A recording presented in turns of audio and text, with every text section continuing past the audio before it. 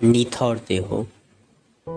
বেঁচে আছি আমি সেই মাটিতে যেখানে রাক্ষসেরা বসবাস করে, যাদের মুখেতে মিষ্টি ভাব যে থাকে, সমাজে সে তো সম্মানিত, কিন্তু মুখোশ সরিয়ে দেখলে বুঝবে এরা কতটা হয় নিকৃষ্ট। ছোটবেলায় হয়তো ভেবেছিলাম আমি তোমরাই হবে আমার দিশারি। আমি তাই নির্ভয় হয়ে নিয়েছি বিশ্রাম আপন মনে।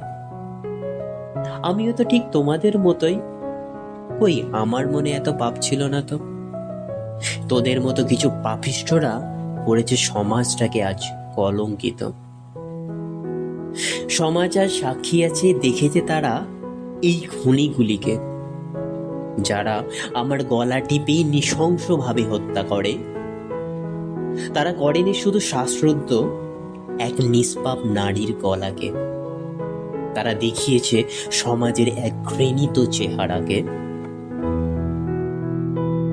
তারা মেরেই হয়নি ক্লান্ত, ভেঙেছে যে আমার অস্থিগুলো, শ্বাসনালী চেপে ধরে, যাতে আমি পারি না চেঁচাতে আশপাশের লোকজনেদের জাগাতে।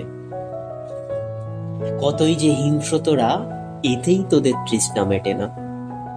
ক্ষত করেছিস আমার যৌনাঙ্গকে, রক্তিত হয়েছে আমার চেহারা যে। চোখের জল শুকিয়ে গেছে যন্ত্রণায়, তাই রক্ত বেরিয়েছে তা সামাল দিতে।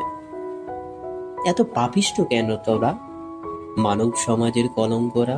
রাস্তার জন্তুরাও হার মেনেছে, হিংস্র নয় যে তারা তোদের কাছে।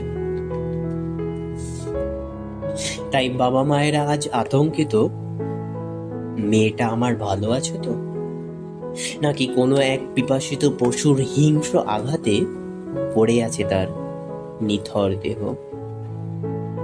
তোমাদের কাছে একটু আবেদন আছে, গর্জে ওঠো সবাই এক সুরে, ধরা হোক সেই পশুগুলোকে ফাঁসির দড়ি গলায় বেঁধে।